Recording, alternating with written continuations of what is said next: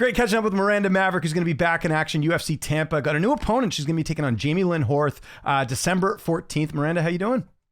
I'm doing good, doing good. Glad to have a fight, even if it wasn't the original opponent. Yeah, is the Tracy Cortez fight, is it just cursed at this point? I know they've tried to schedule that a few times. It hasn't really panned out, obviously. Yeah, I don't want to fight her. I have zero interest at this point. I mean, out of the 6 fights she's had, she's now dropped out 7 times in that same time period. So I'm very to the point. It's like, give me a different ranked opponent. Like, I've been trying to climb the rankings, as you know, for a while now. And it seems like every time I get a ranked opponent, they pull out or they get pulled up, something happens. And it just seems like it's not bound to happen. And a lot of the top 15 girls don't seem to want to fight either. And even though it was a short notice replacement, it was 5 weeks, not like it was 2 weeks. So very frustrating that nobody ranked would take it. But I'm proud of Jamie for stepping up, and I've actually messaged her personally and thanked her. Tell me the message you sent to Jamie, because obviously this fight, my understanding is she found out like a day or two after her fight, was my understanding. It would have been about a week. Yeah, maybe After a her week. fight. Yeah, sorry. Maybe I'm Yeah, about a exaggerating. week Maybe. after her fight, and basically they were just throwing out names. I was like, just send it to whoever says yes, I'll take. Because they asked several of the top 15 girls. I know directly that at least 2 said no, and then others just weren't available or whatever else. I don't know the exact.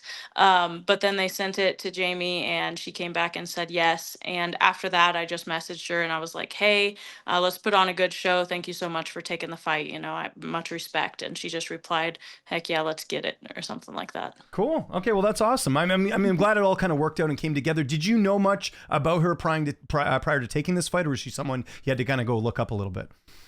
I mean, I said yes right away, of course, but I did go watch her fights. I always study the opponents. I did see her fight that prior weekend, so I did have that experience, and I'd also seen her fight against Haley Cohen, since Cohen and I are kind of friends. Oh, that's right. Yeah, of course. So that would make sense. So now that you had a chance to look her up, how do you feel like your style kind of matches up against hers in this fight? Yeah, I mean, obviously, I wanted a ranked opponent. I think I'm ready for Jamie for sure. I feel like I'm better in the grappling by far. I think the striking, I'm faster than her, more accurate than her. Honestly, I feel better, well-rounded everywhere, but there's always a puncher's chance. It's the fight game, anything can happen. So for me, I'm just staying ready, training as if this was the hardest fight, training like I'm fighting Shevchenko, and I always do, and I always improve between fights, and this one will be no different. Anything different for camp? Who are you mainly working with? Who's helping you get ready for this fight? Yeah, I actually don't have as many female training partners this time around. Raquel and Tisha are kind of taking some time off. Rose had her fights at the beginning of my fight camp. I was going with Rose a lot, Mallory Martin a lot. In this later part of camp, I've been going with several 125er guys, and also like Katherine Lehner, who's getting Yep. ready to fight for Invicta the same date, I believe. Okay, that definitely makes sense. And as far as how much notice you got, like you knew you'd be fighting on this card for a while against Tracy, so it probably has been a full camp, I'm assuming. Yeah, it's been a long camp. I think we started actual camp at 10 weeks out, but I stay ready for camp all the time just in case there's a short notice or something like that. So I've been training for this camp, doing like 5 rounds in a row of sparring and staying in the training gym, or staying in training at the gym all the time since about, I don't know, 2 weeks after my last fight. So it's been pretty consistent. And I guess one thing I didn't ask you, should ask you off the top, is there been much of an adjustment going from Tracy to Jamie? Obviously, they're not the same fighter. No, like I said, I always train to fight the best people. Mhm. I prepare myself for anyone and anything with my style. It's not like I need to focus on just wrestling or just striking. Tracy had more of a boxing heavy approach, I think. But there wasn't really anything that changed. I'm just working on adding new tools to my game, my movement, and keeping my fight IQ high. And that way I'm ready for anyone instead of a specific, like, okay, we need to take this to the ground or this standing.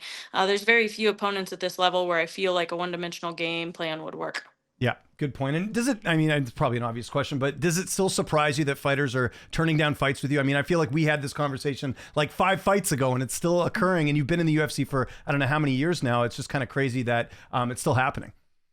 It's very frustrating, especially when someone's ranked. I see it as a disappointment, especially when if I turn down an opponent for any reason, like say I'm sick in bed and it's a 3-day notice, like it happened with me at one point, I still get kind of dinged for that, and it's like, well, you're kind of at the back of the line. I already gave you a fight offer. You're gonna have to wait 5 months, and then these girls get to turn down a fight, and I see them booked 2 weeks later. It can be very frustrating for me on this side, but it's all a political game at the end of the day, and I just try to be ready. I understand that I have a style that probably would be a challenge for a lot of these fighters. I'm pretty good on the ground. I'm pretty good standing, and I keep improving between fights. So I guess I take it as a compliment and move on. Well said. Your corner, what will that look like? Who's going to be in the cage with you for this fight? Yeah, Elliot Marshall, my head coach, as has been for the past few years. Justin Houghton, who's my striking coach, same for the past few years. And this will be the first time ever that my brother will be stepping in Oh, there cool. with me. Will be my third corner instead of my dad. My dad's stepping back to let him just have this kind of once in a lifetime opportunity to experience it. He won't be coaching me. He'll just be sitting there getting to experience it. What was that like telling your brother that he was going to corner you? Because like, that's got to be a cool moment for him. Yeah, I mean, initially it was actually figuring out his schedule if he could even do it. I was like, "Would you want to do this?" And he's like, "Well, I wouldn't want to take that opportunity from dad. That's kind of your guys' thing." And I was like, "Well, dad's the one that suggested you do it. Like, if you can make it off of work and you want to, let's do it." And he was really excited at that point. That's awesome. How's this fight playing out on December 14th? How do you see it unfolding? Similar to my last couple fights, strike, try to get some good game plan going there, make them a little bit scared of the strikes to the point maybe they want to even shoot on me. Maybe Jamie will try to, but I plan on just dominating her on the ground, finishing this either on the feet or on the ground, putting the pressure on her. But I do not see this fight going the distance. Have you been basically told by the UFC, like, hey, you win this, you got to get something good? Because you're kind of doing everyone a favor, I think, by taking this fight against an opponent that, isn't ranked, doesn't have a lot of experience. Like, do you feel like after this, you will get something really good? Or I guess you're just sort of, whatever happens, right? That's what I thought and was told in July too, when they took my opponent to fight Rose, was, oh, next time we'll have you a ranked opponent, it'll all go well. And now here we are again, not only with a ranked opponent that dropped out, but the same one. So very frustrating for me. I'm being told like next one, ranked opponent for sure. But as is my claim to fame, I'll take whoever they put in front of me. I'll be ready for short notices if need be, and I'll be ready to go. I mean, as long as I don't get hurt or anything, I'd be very happy to be back in that cage in February or March. How do you spend, at the time of recording this, how are you spending Thanksgiving this week with the fight coming up? I'm doing nothing but training this week. I had like a little Friendsgiving this past weekend, ate a couple bites, and back on the fit train. Hopefully you can tell. Yeah. And now it's just 2 weeks of grind until the fight.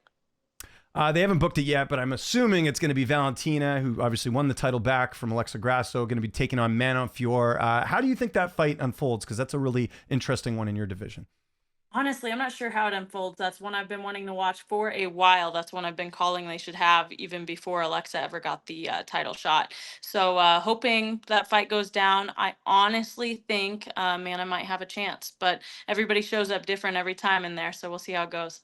And what do you make? Obviously, we had your teammate Raquel Pennington lose her title to Julianna Pena. A lot of people feel like that didn't go the right way with the judges. How do you think Kayla Harrison will do? Because I'm assuming that's what they're kind of aiming at, is Harrison and Pena next. Yeah, I think Kayla will win. I think her striking is not very good. Hasn't seemed to improve very much over time, but I think she'll win that regardless. I think she'll get it to the ground and she won't be getting back up. And yeah, Pena will lose her title if she goes against Kayla, guaranteed. How did you score that fight for Raquel? Obviously, you're a teammate, but I think if you even look on like MMA decisions, I think most people scored the fight for Raquel anyway, so it's not like you're out on an island here. I had my suspicion when they started calling the decision. I was like, dang, Raquel's not going to win. But it wasn't because I thought she had lost. I just thought the judges would do it Pena's way. But I definitely think Raquel won that, like 99%. I don't think it was like it could have gone either way. I thought she won that fight. Do you have any goals for next year? I don't know if you're one of these people, and everyone's different. They're like, oh, I don't do goals or whatever. But do you have any like plans that you want to achieve for next year, for 2025? Because we're coming up to the end of the year. I know you got the fight on the 14th, but I'm sure you're looking ahead as well.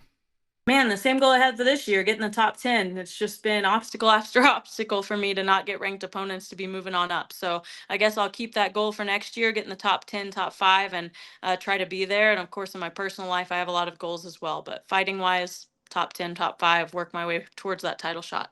And we touched on it a bit there. How are things going outside the cage with everything else you're doing, the sketches? Maybe just kind of shed some light on some of the other things you're doing to like make some extra money, which you've always sort of been very entrepreneurial, if that's even a word, since we've done our interviews. Like you've always been good about like finding other ways to make money. So how's all that going and what are you up to? Yeah, it's going good. I'm actually pouring like my last couple buckets of honey that I had stored up from this last harvest. So I've got clover honey, wildflower honey, and even orange blossom honey that will be out for this Black Friday special that I got from a local beekeeper down in Texas. So I've got that all at prowlerpickles.com if you guys want to check it out. I also have my pickle business. I've expanded that to include asparagus, jalapenos, Bloody Mary mixes, and more, including like beeswax candles. So kind of doing everything now from that business perspective. Prowlerpickles.com. And then I have a bunch of sales stuff at fearthemaverick.com that includes my merch, hats, shirts, all kinds of stuff, including autographed pictures. And then outside of that, more personal life, we are getting ready to adopt a newborn. So that will be active, matching with birth mothers and stuff the day after my fight. So very excited about that. Looking forward to it. Blessed to have this opportunity. It's been a scary, long, expensive road to get here. And we're just hoping for health and well-being for whatever birth mother chooses us and the baby that she has. That's amazing. I had no idea about that. Congratulations, that because I know it's very difficult to adopt. How long has the process been? Like, I don't want to get too much in detail. It's your personal life, Yeah. but I do think there might be people out here who are watching this who maybe want to wonder the same thing. So take me a little bit through that timeline of how that all happened, and why did you come to that decision about adopting as opposed to giving birth yourself? Yeah, I'll keep that somewhat private, but Yeah. about 6 months has been the timeline of like the legal stuff to get to where we could adopt. Have to work with a company that helps us with a profile that then like birth mothers who are getting ready to put their child up for adoption go and think of it like online dating. They basically choose the family that they think will be the best fit for their child and what they want in life. So we have like our profile that we set up. We had to go through all the background checks for every state I've ever lived in, my husband's ever lived in. They go through and clear you medically. They go through and clear you mentally, like all kinds of different stuff that you have to go through to be approved to do it in the first place. And now it's just a waiting game. Like as soon as we say go on what will hopefully be the 16th of December and have everything ready, we will start matching with birth moms. And, you know, it could be like a year until we have a baby in our arms, but hoping from our lifestyle and how much we value fitness and our age and all that, we'll have a baby in our arms more like July, which would be amazing. Well, congratulations, and you got this big fight coming up too. So a lot going on in the world of the Maverick, which is great. It's UFC Tampa, December 14th. Thanks as always for doing this, Miranda. Always appreciate the time. If there's anyone you want to thank, and obviously you got all your businesses, I know you plug them there, but you can plug them again. I'll give you the last word. All right, I appreciate it. Shout out to all the fans. Of course, I couldn't do this without them. Thank you for interviewing me. I appreciate you giving me exposure. If you guys want to support, you can go to fearthemaverick.com to check out my merch. You can go to prowlerpickles.com to support my small business. It's not a sponsor or anything. I literally founded it. I make all the pickles myself from scratch on the days that I'm not getting ready for a fight. And I also have bees and stuff. So there's honey, pickles, and more on there. And then if you want to check out sponsors, check out our baby registry, anything like that, you can go to my Instagram or Facebook at Fear the Maverick on all the social media accounts.